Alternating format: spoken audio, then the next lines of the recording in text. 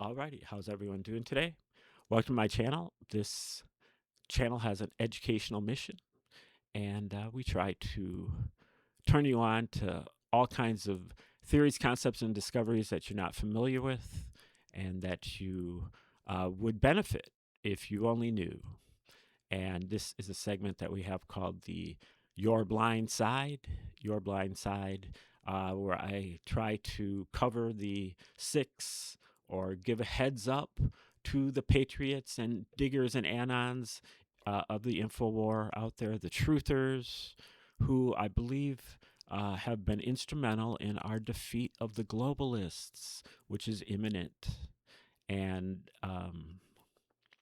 unfortunately, we're getting to the end of the videos here on Your Blind Side because I've just kind of lost interest in the info war until it picks up again. I think we might be in the summer doldrums or whatever, but all of it is so stupid. It's so fake. It's so contrived, vapid, and just pandering.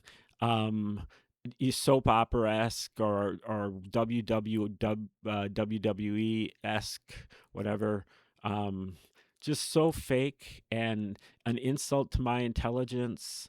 And so I'm going to use my intelligence to continue to red pill myself. Awakening is a process. You don't just snap awake. You awaken in stages, and there are many, many, many stages, you know. And I urge, warn, caution the patriots out there to not get stuck in their rabbit holes, because you're not seeing the forest for the trees, and you're focused on winning this info war. But what happens after the info war? What happens after we win? We just take everyone to the gallows and you know, watch the hangings or the firing squads, and then what?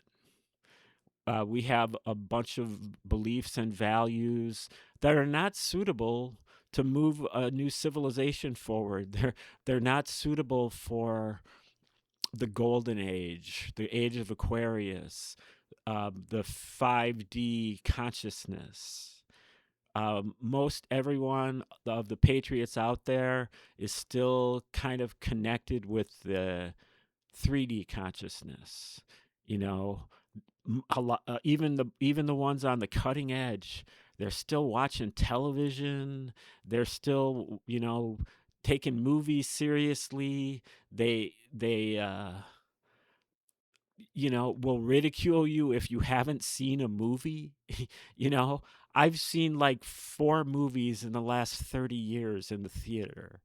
You know, um, it's just not a good use of my time, I don't feel. And it's especially not good use of my money. Um, and you know, uh, th- j- which it's fine if you want to do that, but I don't know. It just, I mean, it can be a productive exercise if you are disciplined about it, and but if you're just a consumer and you're just deciding whether it's good or bad, um you know if you're looking at it at a higher level, then you might be able to get something out of it. But um you know, I just feel like the Patriots need to kind of grow up here. They're they're participating. They almost all of them believe in this really kind of adolescent, if not infantile, but like, um, you know, childish religion. You know, where you've got like concepts like Satan and uh, you know. Uh, Jesus, that's like is pretty much just an adult version of Santa Claus. He just solves all your problems. You don't have to do anything, and you just have to believe and, try to be a good person. But you haven't examined it whatsoever, because if you had, you would know that the New Testament was written by the Romans, the Caesars of the Flavian dynasty, and their army of intellectuals that encoded a bazillion things into the New Testament. They wrote all of it, and it's all um, encompassing. It's got like I don't know how many layers to it. It's like the Rome's version of the Manhattan Project. They employed all their best intellectuals on this for decades to put all the books together, not only of the New Testament, but several of the books of the Old of the Old Testament, as well as select verses in the Old Testament that are interpolated into the script there, and all of the books of the Gnostic Gospels and other apocrypha, and the writings of the Church Fathers, and the Roman Caesars all became the popes, and this has been going on for like thousands of years, 2,000 years. And I guess, people, intellectuals, literature writers throughout, at least for the last 400 years, have known this and have written about it, but couldn't write about it openly, had to write about it in code. That's really the entire corpus of William Shakespeare, is about the uh, fact that the that the New Testament is a psychological operation by the Romans against the Jews. And the writings of Shakespeare are an attempt to reverse that. They are a counterattack of the same type of parodying and satire against the Gentiles from the Jews. So it's a counterattack. And that's every one of Shakespeare's plays.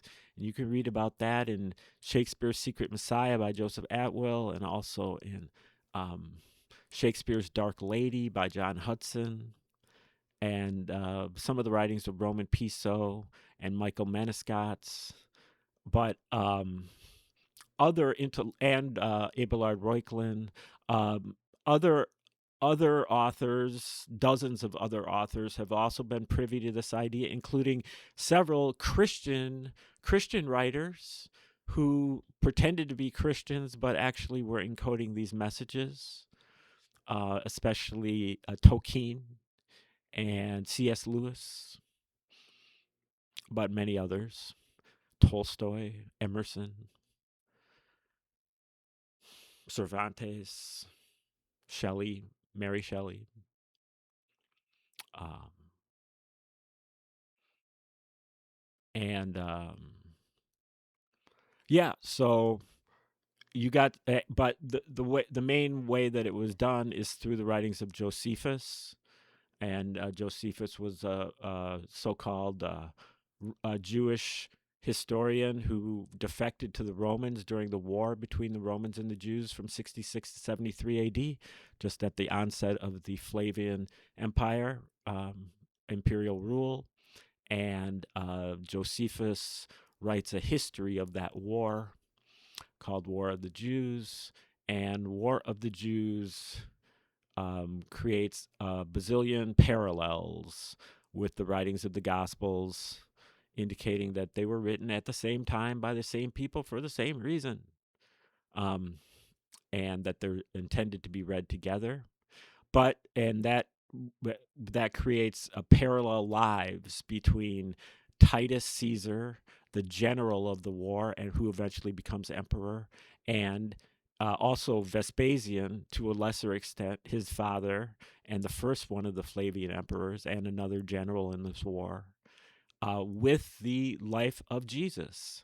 Jesus's life is nothing but a parallel of their two lives, along with the lives of Julius Caesar and Augustus, his adopted son, Augustus Caesar. And so, really, Jesus was Caesar. And Francesco Carrata has a book by that very title.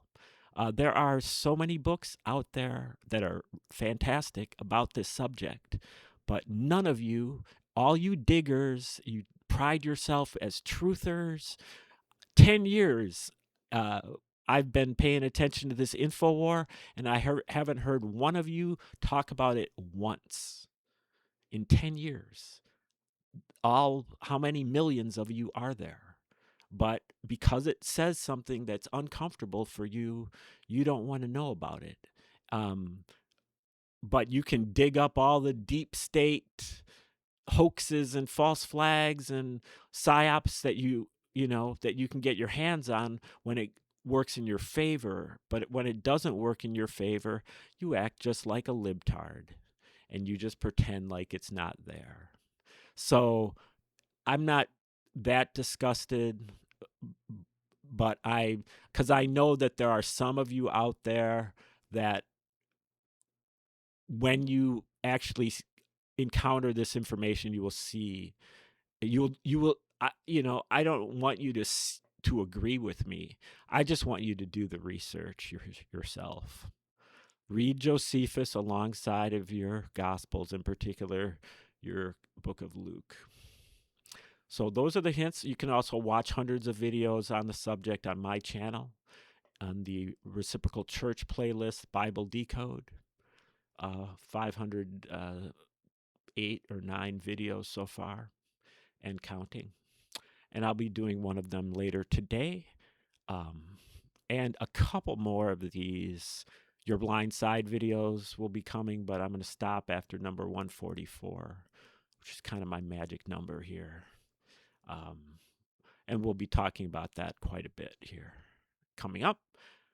But thanks for tuning in today. And remember to watch your blind side. Thanks for tuning in and have a great day.